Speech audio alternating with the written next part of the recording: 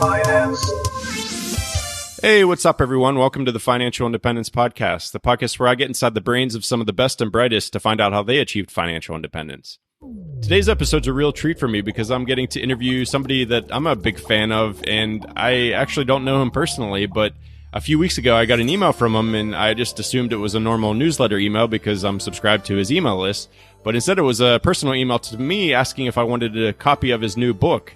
And since I'm a huge fan, I of course said yes, and I also asked if he wanted to be interviewed for this show, and luckily he agreed, so I'm really excited to chat with him for the first time.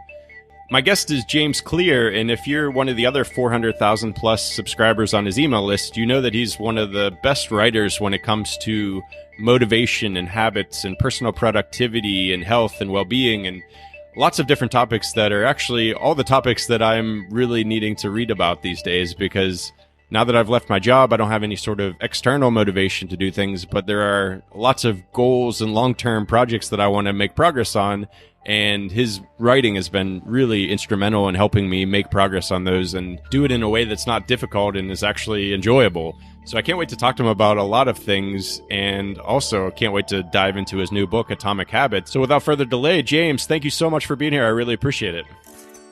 Oh, you bet. Thank you for having me. And before we start, I have to really thank you because I've been doing this for over 6 years. I've had like some of the top finance minds on the show. And this is actually the first time my wife has thought I was super cool when I told her that I had you on the show. So she doesn't care about money at all. So she doesn't know all the big finance names. But when I said you were coming on, she was so pumped about it. So thanks for making me look cool in her eyes. Nice. Yeah, that's great. Well, thank you to her. And I'm excited to be here. So thanks so much. No. And actually a lot of thanks does go to her because over the last 2 years since I left my job, she has forwarded me about 10 of your emails, and because they've been exactly what I needed to read at the time that I needed to read them. And I've eventually obviously subscribed to your email list after the fact. But yeah, so lots of great content that we're going to dive into. But before we get into like the specifics, I noticed on your About page that you say the central question that you're trying to answer with your work is how can we live better? And the fact that you focus on these things like habits and motivation and making progress on things, I'm wondering, does that mean that you think that, tackling big projects and doing work that you're proud of and making progress on important things that you are passionate about, is that what leads to a happy and good life? Yeah, that's a tough question. I think everyone wants to do work that matters. So there's, everybody wants to feel respected to some degree. And I feel that too. So, I want my work to feel like it's making a difference, and to hear stories like the one you just told. I mean, that makes me feel great that you're finding their writing useful and it's been valuable to you at different points in your life and so on. I'm not sure. I don't know what the answer is to like what makes life meaningful or what makes a life worthwhile or feel purposeful. I can say for me, the times when I have felt that the strongest have had some form of social connection. So either being part of a team or being a leader on a team where everyone's working toward a common goal, or in the case of my writing, sharing articles each week and then getting the feedback from the audience. I actually didn't realize that until I wrote a book. But writing my articles each week, I get feedback immediately. I'll email everybody and then I get all these emails back about what people liked or what they didn't. And I really thrive on that feedback, that social interaction. And with the book, it was hard for me because I didn't get that as much. So that kind of clarified that social connection was like an important part of that process for me. So I can't say what it is for everybody, but I can say that having that type of connection, or for me, what makes the work matter is that other people are finding it useful. Oh, that's good insight. And since I've left my job, I'm not sure how familiar you are with the financial independence or the retirement community, but the main focus seems to be like, okay, that people just want to get away from their jobs and save up enough money so that they never have to work again. And it's usually like getting away from something that's bad and not so much getting towards something that's good. So like for me, when I hit that goal 2 years ago, I was then like just dropped into this place where it's like, okay, now I'm really finding what's important to me and I'm trying to make progress on that. And that's where your work has been super beneficial. But it's a struggle because I don't know if you've heard this quote before, but I just came across it recently, and it's, we must all suffer one of two things, the pain of discipline or the pain of regret. And I realized that the dissatisfaction with my job wasn't because I had a bad job, because that wasn't the case. It was the dissatisfaction, the pain of regret that I felt like I wasn't doing what I was actually meant to do and what I really wanted to do. But when I had all the freedom in the world after leaving my job, that pain of regret was then substituted with the pain of discipline. And that's where you come in.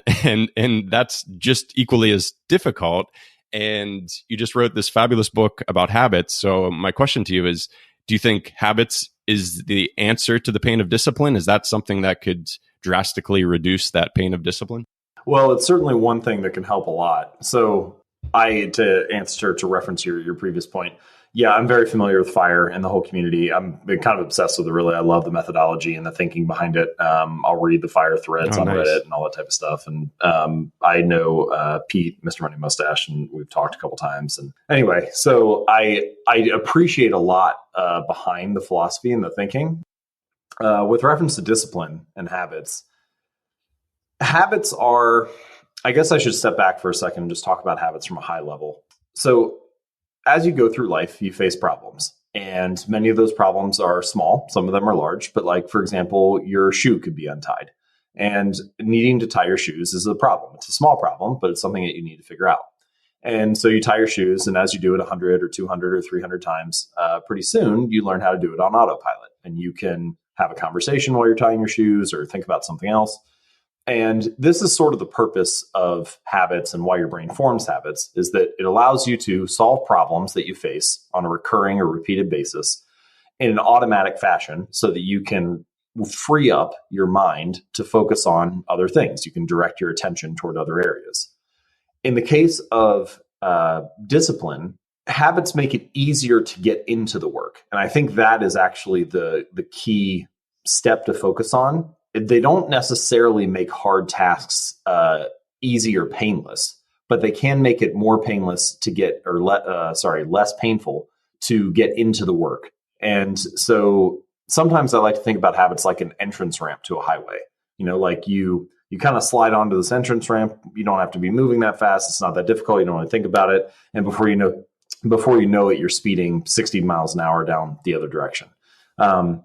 And a well-placed habit can sort of act like that in your life. It allows you to automate the beginning of a routine. And by automating the beginning and making it a ritual, you make it more automatic and easier to get into the work. And once you're there, well, then you probably have to still focus and, exert some effort to get the workout done or to finish writing that chapter or whatever it is that you're working on. But if you can make it as painless as possible to start, then it becomes easier to start each day. And in many ways, habits are just an exercise in starting each day. If you can get started each time, then it is a habit. Yeah, that's been key for helping me. One of your articles talks about the physics of productivity, and that was huge for me. And it's talking about like having a nice, easy pregame to then, to get into that habit, and then, that launches into letting you get to the work. One of the big projects that I've only started working on after leaving my software career is just writing music. That's always been a dream of mine, to write an album. Doesn't matter if anybody buys it, just to have an album that I've written that I'm proud of. But that's so daunting, especially for like a math and science guy like me. Like, how do you just pull a song out of thin air? So when I read your physics of productivity, I now have this like really easy entrance ramp, and that's just actively listening to one song that I like every day. And so I sit there with headphones on that are like my monitoring headphones that are like really sensitive, so I can hear all the different aspects of it. And I listen to the song 3 times, just like picking out like production techniques and trying to just like really understand how it was put together. And by the end of it, I already have my headphones in, so I can just plug in and start actually writing music. I've already been like amped up about it because I'm like, wow, this song was great. I would love to make a song this good myself. And I usually pick out like some sort of production thing that happened in the song, and I'm like, oh, I should try that on the song I'm working on. So it's like this perfect, easy thing that I can get started, because it's not intimidating. It's like you have to listen to music, which is like, oh, I love doing that. So it's not painful and not intimidating, but then it launches me right into this really hard task. And thanks a lot for that physics of productivity post. Is that probably one of the core aspects of like starting a new habit, do you think, is trying to find that easy on-ramp to get that habit a daily practice? Yeah, so that's a great example. What you just gave is a great example of what I call a motivation ritual in the book. So A motivation ritual is just what you described. It's something that you do that's very simple at the beginning that kind of gets you excited to do the work. Or at least gets you in the right mindset. I played baseball for many years, and when I was playing in college, I would follow the same ritual at the beginning of each game. And one of the things that's somewhat challenging about baseball as a sport is that there are so many games compared to other sports you just are playing constantly. And so coaches are always saying things like, all right, we got to find a way to be motivated today. We got to find a way to be up and be ready to play and so on. And there are going to be some days where you show up and you just don't feel like it. You don't feel like you're into it. And so for me, that ritual, it was the same number of stretches and running, and then the same kind of warm up and number of throws and so on. And by the time that I finished that, I was like, all right, now it was like a switch had been flipped and my brain was like, okay, it's time to be in game mode. And so in many ways, rituals like that can act that way. But I think that there's, you asked, like, is that the right way to start a habit and so on? What I usually recommend to people is what I call the 2-minute rule. So the basic idea is many of the habits that we want to follow cannot be completed in 2 minutes, but pretty much any habit can be started in less than 2 minutes. So for example, go for a run becomes put on my running shoes and step out the door, or do 30 minutes of yoga becomes take out my yoga mat, or read one book every week becomes read one page. I have a friend, a poet, who his habit each day is to write one sentence. Now, sometimes he writes a whole poem or he'll write, multiple pages, but every day just tries to write one sentence. And sometimes people think this sounds a little bit like a trick. Like, okay, I know the real goal is to go for a run. Like, I'm not actually just trying to put my running shoes on and get out the door each day. But what people fail to realize, especially in the beginning, is that a habit must be established before it can be improved. So you don't even have the chance to optimize something if you don't master the art of showing up every day. And there are all these little logistical details associated with building a new habit that nobody really thinks about. Like, whenever we think about a new habit or some kind of goal that we want to accomplish, we're always focused on the outcome. We're always trying to optimize for the finish line. We think about, in your example, the great song that you want to produce, or we think about making 6 figures next year or losing 40 pounds in the next 6 months. It's always focused on the end goal, the finish line. But instead, I think we should optimize for the starting line, not the finish line.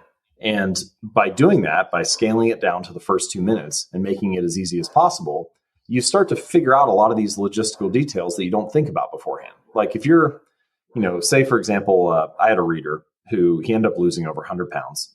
And one of the ways that he did it was that he went to the gym, but he didn't allow himself to stay for longer than 5 minutes. So wow. He would go, he'd show up, he'd do like a couple, an exercise or something. And then once it hit 5 minutes, he would leave. And he did this for like the first 6 weeks. And it sounds like he's not really doing anything. But what you fail to realize is that there are all these questions you have to answer when you're starting a new habit. Like, okay, I'm going to go to the gym. What gym will I go to? How will I get there? What road will I take? What path will I follow? Am I going to meet a friend there? Or am I going by myself? What time of day am I going to go? Do I need to get my gym bag ready before I go to work? Or can I get my gym clothes afterward? And like all of those little things that you don't think about because you're just thinking about the outcome that you want, they kind of become these points of friction. And if you make it as easy as possible and you just focus on the first 2 minutes, or in his case, the first 5 minutes, then you can get all that stuff figured out. And then by the time he turned around like 6 weeks later and he was like, well, I'm coming here all the time. I kind of feel like doing something more. Right. And that's like the complete opposite of how most people build a habit. Most people are like, all right, let me do Insanity or P90X or join a CrossFit gym or do something like really intense because I'm all motivated and I want to get in shape. And then it starts to feel like a hassle because the workout is a hassle. Figuring out all those logistics is a hassle. And suddenly it's like there's too much friction. They burn out after a week or two.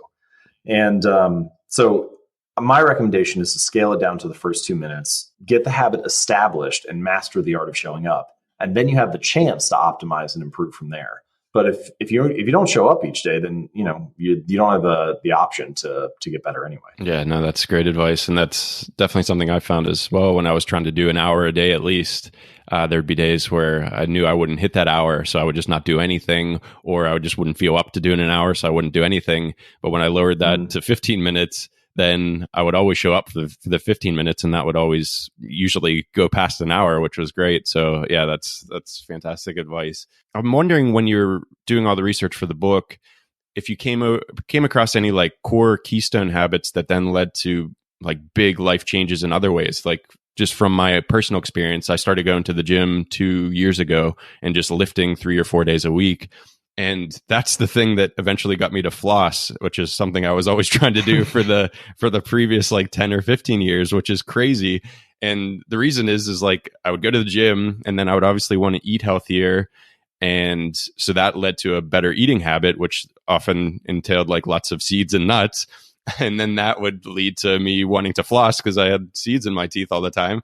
And it also led to like not drinking as much beer because I did all this hard work at the gym. So I didn't want to ruin it by just drinking a bunch of alcohol.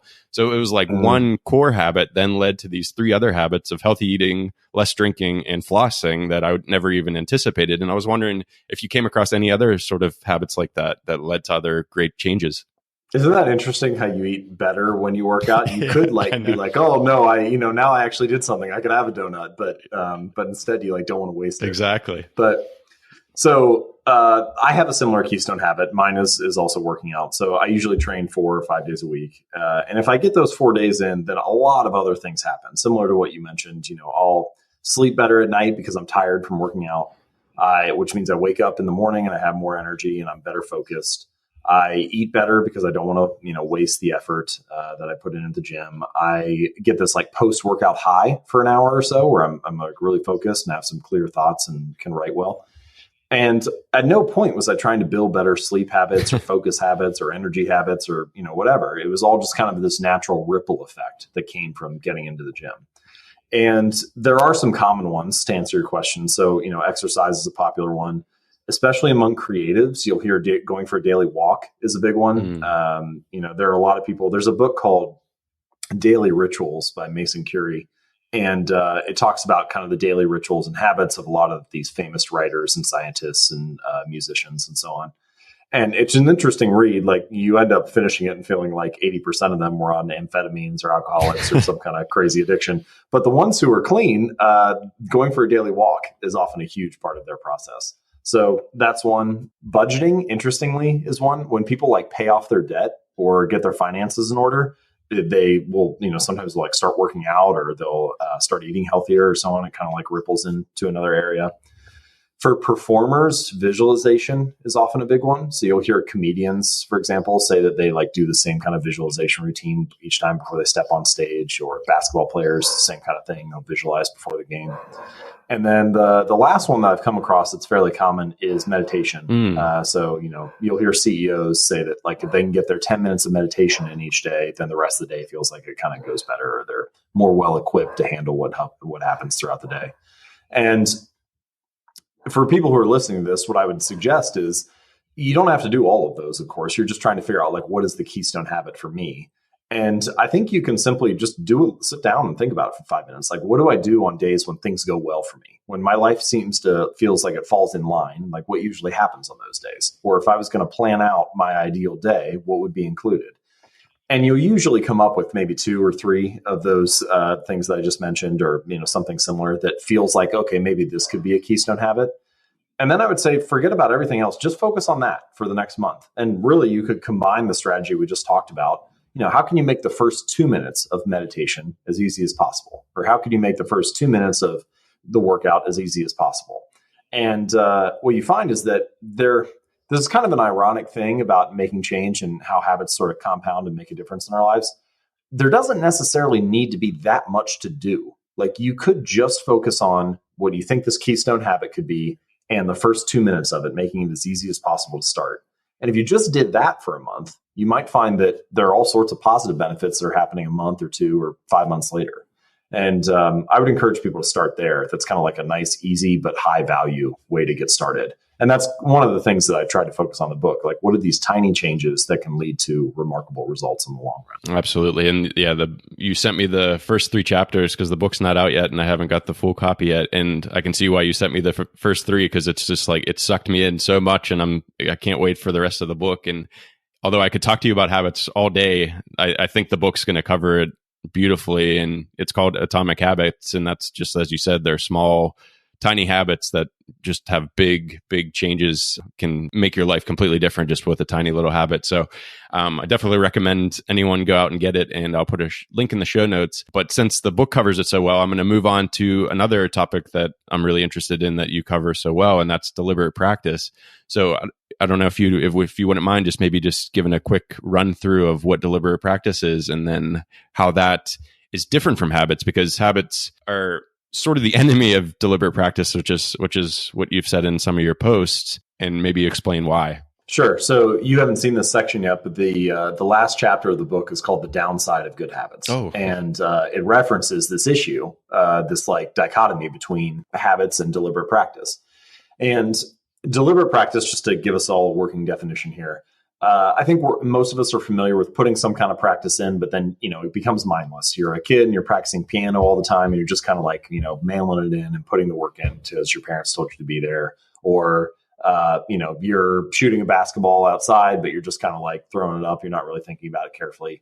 Deliberate practice is the opposite. It's focused, purposeful practice. So one example that I give in an article I wrote on this topic is, imagine two players who are shooting free throws on a basketball court.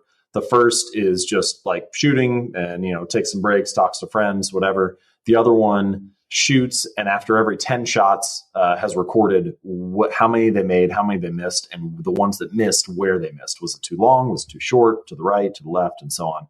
And then they review that after every 10, and then they shoot another set of 10 and do it again. And it's like, okay, these two players do this for an hour. Who do you think ends up shooting better? And the point here is that purposeful, deliberate practice, focused practice, where you're paying attention to the errors and mistakes that you make, it makes you aware of what you need to change and of where you need to improve. And this is where the conversation returns to habits, which is that in the beginning, one of the most important and essential things for building a habit is to put in your reps. And in fact, what you find is that habits are a prerequisite for mastery. They're required to build this foundation. If you want to be a great chess player, for example, well, you need to automate and effectively learn how all the pieces move and where everything goes, and be able to do that on autopilot before you can think about advancing to the next level of the game and starting to think about deeper strategy and so on. And this is true at every level. Like as you progress up, you need to be able to internalize and automate whatever the skills were that you were working on, that you were practicing deliberately, and then use that as the foundation for the next level of deliberate practice. Now, the challenge is, as something becomes a habit, and this is kind of the point of building habits, is that you pay less attention to it. Once you can do it on autopilot good enough, you stop thinking about how to do it better. You stop paying attention to maybe where your mistakes are.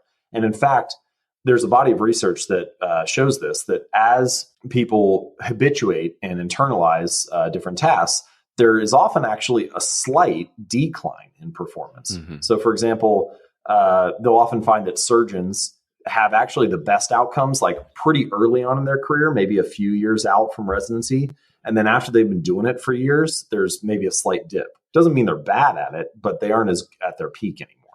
And a lot of this is because of the fact that we overlook our errors and mistakes as things become habituated. So the process of improvement, it's sort of like a cycle. It has to start with some level of awareness. If you're not aware of your habits, or if you're not aware of your behaviors, then it's hard to design them in any meaningful way. Then there's a period of deliberate practice where you're practicing a new habit for the first time, or you're working on a new skill, and it requires effort and attention and focus. But with practice, it becomes a habit. And then eventually we have to close the loop and return back to awareness, because now we're on autopilot and we have to come back to where we were before. And so that's kind of how I see habits and deliberate practice working in concert with each other. We need to habitualize skills so that we can free up the energy and attention to focus on the next thing. Like all the best basketball players in the world can dribble with their left hand without thinking. And that allows them to, or their opposite hand without thinking. And that allows them to work on other stuff like complicated shots or different offensive schemes, or, where they need to be on the court at what time and all that type of stuff. But it's only once you've habitualized the fundamentals that you can move on to the advanced stuff. But once you get to that point, it's a never-ending cycle. You need to use that as the foundation for the next level of growth and deliberate practice. Right. Okay. Yeah. No, that's great. I'm excited that you do tackle that in the book, because I think that seems like a very important piece. And I'm wondering, I imagine you've worked with some top performers and some, impressive people to work through some of these things. And the one thing about deliberate practice for me that is a bit complicated, it's like, okay, yeah, for something like practicing guitar, it was perfect for that. So I've played guitar since I was 10, and I was learning this Bach classical guitar piece for maybe 10 years. And once I stopped lessons, I was like halfway through it. And this 10-year period of me just playing it, getting to the part where I didn't know, and then trying to learn that next part, but not really focusing. So it was like useless. It was like me playing for 3 minutes the part that I knew, playing 2 seconds the part that I didn't know, and then screwing it up and then starting again and thinking that I would get better somehow doing that.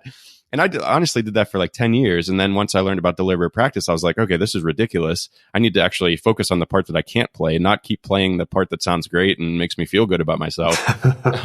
So what I did is I slowed down the tempo and just practiced the part that I couldn't get. And then once I could get it, I brought the tempo back up, and then I integrated it with the rest of the piece. And then I just did that and that for a few months, and then eventually just nailed the whole thing when, like I said, 10 years of just playing it randomly just didn't work and didn't get me any further. And that makes sense. Like deliberate practice there, like my feedback is listening to this bad sound, realizing that I need to practice it, slowing it down, and that all makes sense. But for something like, right, exactly. Oh, exactly. It was insane. And yeah, it was so quick to then just perfect it when practicing the right way. My thing is like, okay, so that makes sense to me. But for something like songwriting or something that's not as like, okay, you're just putting in the reps, have you had to work with anyone in that sort of scenario where it's more like maybe creative and less defined practice routines? And if so, how do you tackle something like that? Yeah, this is one of the criticisms of deliberate practice as a field, is that it works really well for well-defined fields, especially, sports or any type of competition, where success is easily measured.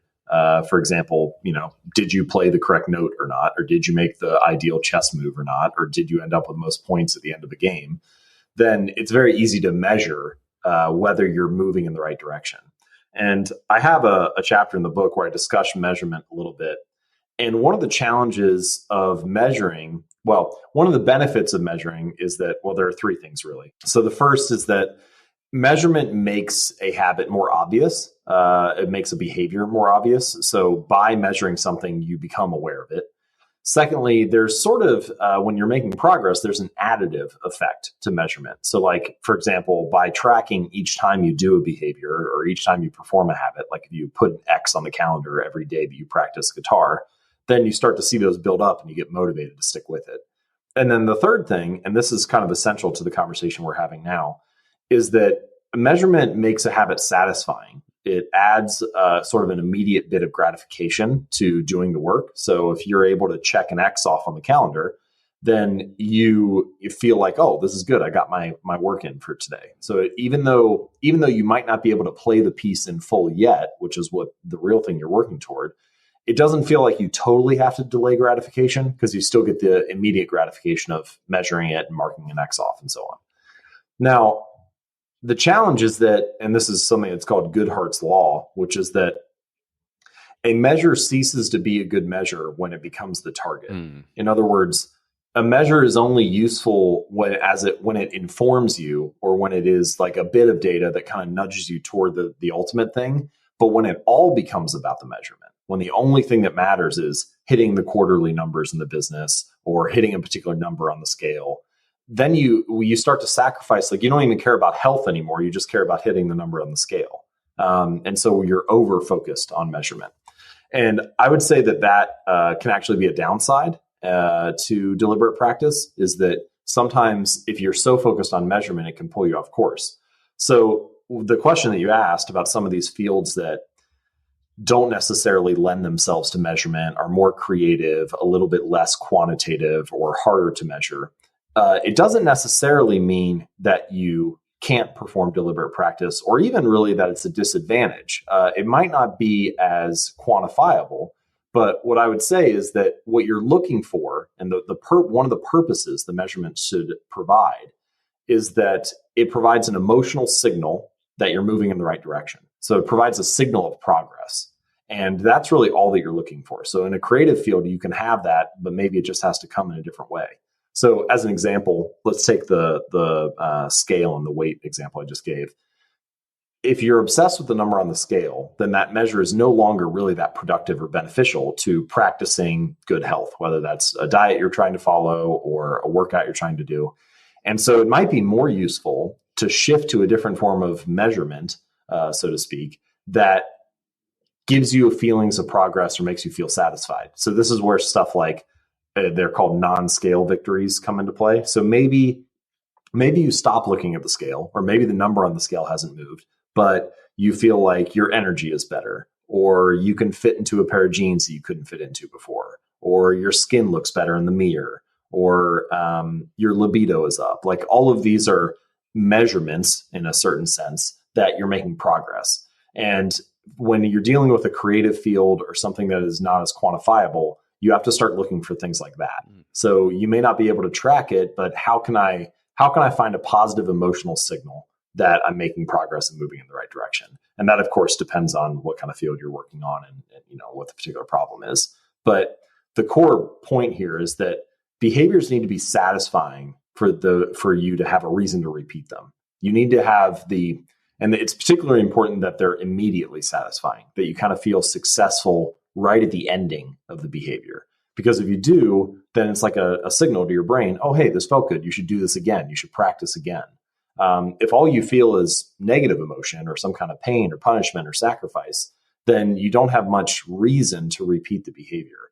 And this is why we often find ourselves slipping into behaviors that just feel good in the moment, even if they don't serve us in the long run. Right. Yeah, no, that rings true with my experience as well. Like at first for the songwriting thing, it was like, okay, my goal was to write the song, and then I would finish it and it wouldn't be very good because it was like the first song I wrote, and I would be pretty disappointed with it. So then I've since switched over to recording just the number of hours that I put in, because that's something I can't control. Also recording the number of songs I finish. And then I've given finished songs to my brother to then give me this, go through this Google form that I created to like actually grade it. So then I'm getting some external feedback, because I know that's important in deliberate practice as well. And that seems to be working better, because when I get to the end of say I do 2 hours, then I feel really good because I can put in my spreadsheet, I did 2 hours, and that's 2 hours of hard work that I put in. And then obviously it's nice to put a 1 or a 2 next to the month if I completed 1 or 2 songs that month, because that's the actual end goal, was to write songs.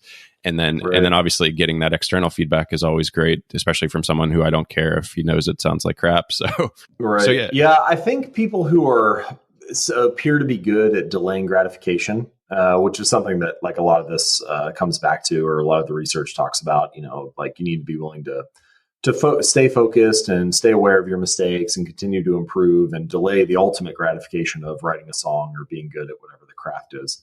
But what I find, or what my theory is, that people who appear to be good at delaying gratification are often just good at finding alternative ways to be satisfied in the moment. So for you, it's recording that on the spreadsheet, like it gives you a reason to feel successful right then.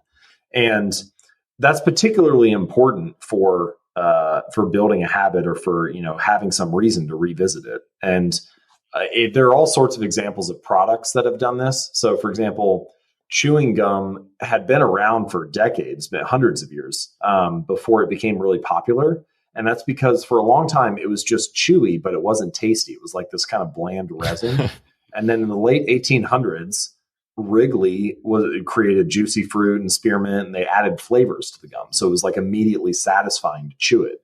And all of a sudden chewing gum exploded, and they became the biggest chewing gum company in the world. And it was largely because there was suddenly like this immediate feedback loop, this immediate sense of satisfaction. And, that doesn't work for every habit. You can't always have some instant bit like that. But what I think the ultimate form of immediate gratification is a reaffirmment or a reinforcing of your identity. So, if you want to be the type of person who writes music every day, then each time you sit down to write music, you are being that person. And that is, once you start to adopt that identity, that's a very powerful place to be. Because like for me, part of my identity is I'm the type of person who doesn't miss workouts. So each time I go to the gym, I'm like casting a vote for being that type of person. And it might take months for me to hit whatever, number I want to hit on a particular lift, or for my body to change in the mirror. But each day I get to have that sense of satisfaction of forging that identity and being that type of person. And that's one reason why I think identity-based habits are so powerful, because if you can root it in a belief like that, every time you do the behavior, you are being that. And it's sort of an instant form of success. Yeah, that's huge. And that goes back to the whole, eating healthy and not drinking as much beer after working out. Cause I felt like, hey, no, now I'm a gym guy, I'm an athlete or a lifter and all these other things that I never thought I was before, when I was just a, geeky, lazy computer programmer. And I think that's an important point, though. You don't want to cast votes for competing identities, right? Like if you go to the gym and then you go eat ice cream afterward, it's kind of like, well, it sort of cancels out. Like, right. Which identity are you? And so I think it's important to find ways to reward yourself that reinforce the identity that you're looking to build. For example, if you're talking about FIRE and people saving for retirement, well, you could say that your reward for hitting some savings goal is like buying a leather jacket. And there's nothing necessarily wrong with that, but it sort of conflicts with the idea of saving. Yeah. And so what about, it could be something like your reward is, you go camping for a week, or you get to go for a walk in the woods, or you have, 30 minutes to yourself for a bubble bath or something. And those type of rewards more align with this idea of like, my ultimate goal is to have freedom and control of my time. And so you're casting a vote for that identity whenever you save, because you're saving towards freedom and optionality and power and control over your time.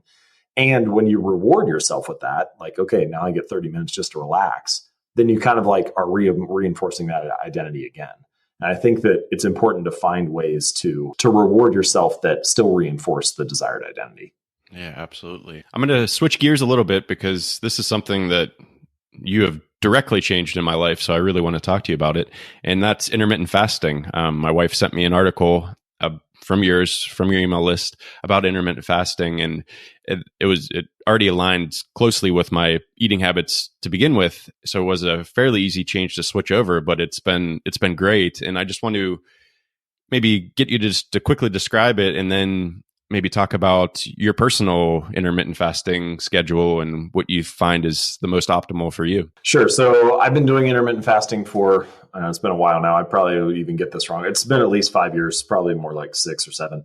And I'm not militant about it. I probably do it, I would say like 330 days out of the year or so. But if I can't do it while I'm traveling, or if I'm on vacation, or we have friends over and things change, like I'm not really worried about that.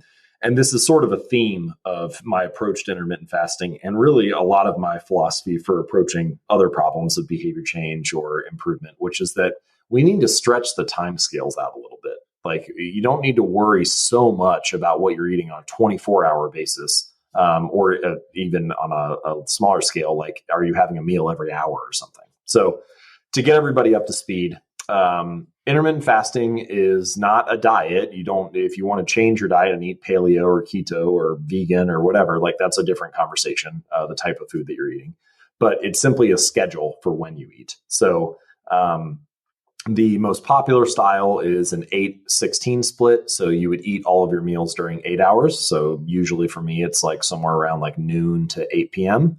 And then you fast for the next 16 hours. So you stop eating around 8, and then you don't eat until noon the next day. So in this example, you would be skipping breakfast. There are other schedules that you can follow. For example, some people eat their normal pattern 6 days a week, and then they just fast for one day. So like on Sunday, they just won't eat anything. They'll just have water, for example. And this is, some of the most common questions I get, like, can I drink water? Can I drink coffee? Yes, like you can. I drink tons of water, so you continue drinking throughout the day.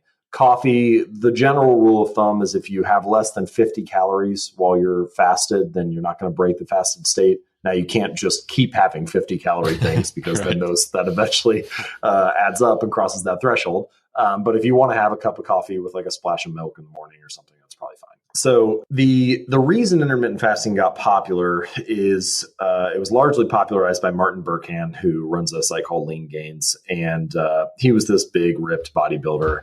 And he followed this pattern. And there is some scientific evidence that shows that fasting like this will alter your insulin levels and put you in potentially a more fat burning state. I was mostly interested in it from a simplicity standpoint. Mm-hmm. So I like having one less meal to prep each day. I like having one less meal to think about each day. I like having one less meal to clean up for each day.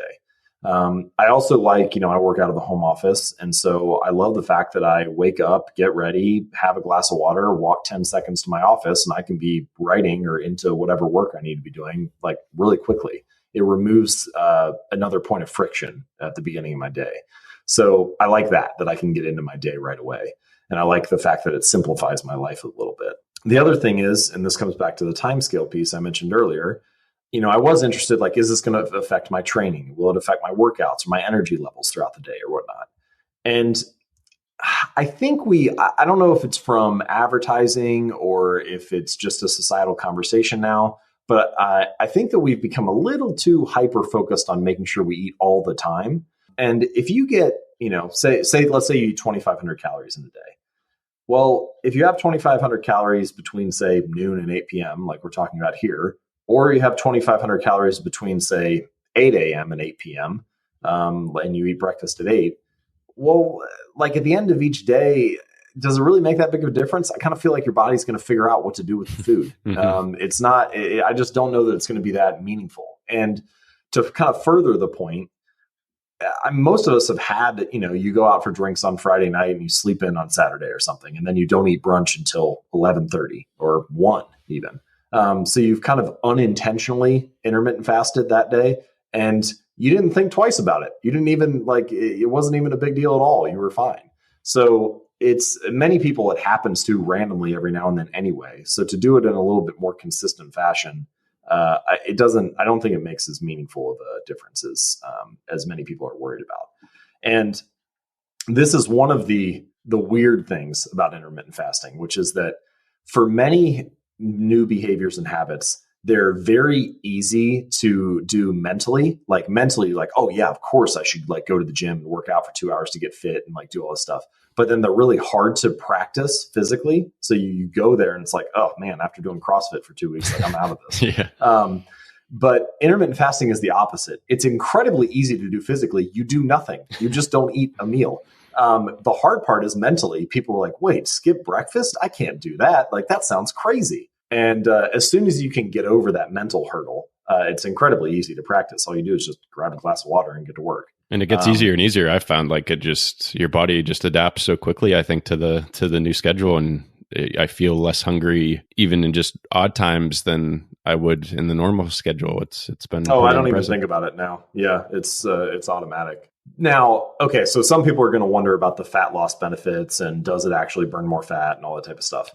My personal opinion is that, and there have been research studies done on whether intermittent fasting adds up and makes a difference like that. Most of the research is if it does, it's a minimal effect. But the real reason I think people lose weight when intermittent fasting is that they eat fewer meals. And because they're eating fewer meals, it's kind of, if you just eat your normal lunch and eat your normal dinner, by the time you finish that meal, you'll probably feel about the same as you usually do. And so you just cut a third of the calories out, or maybe it's, if you have a smaller breakfast, maybe it's a fifth of your calories each day. And even if you have slightly larger serving at lunch and dinner than you normally would because you didn't eat in the morning, you probably aren't having 1.5 times more. And so the end result is maybe you cut out 100 or 300 or 500 calories a day. And once you do that and just stick to that for 3 months or 6 months or whatever, then yeah, you end up losing a little bit of weight. So I think that it's kind of a brain dead simple way to reduce the number of calories that you're going to have. And by doing that, eventually it adds up and you also reduce the amount of weight that you have. Yeah, especially considering how sweet and sugary most American breakfasts probably are, and especially the ones that are grabbed on the go. So it does make a lot of sense. As far as someone like me who is lifting and who's trying to put on mass a bit rather than lose weight, have you found the lean gains attitude of maybe doing some a protein shake or something before a workout is beneficial? Yeah, I mean, I've been trying to and have been slowly bulking up for, I don't know, a couple years now. But I am now mostly in a maintenance phase in the sense that I don't need to get that much bigger than I am now, although I would like to continue to get stronger. So we'll see how that goes. Usually those things don't add up well together.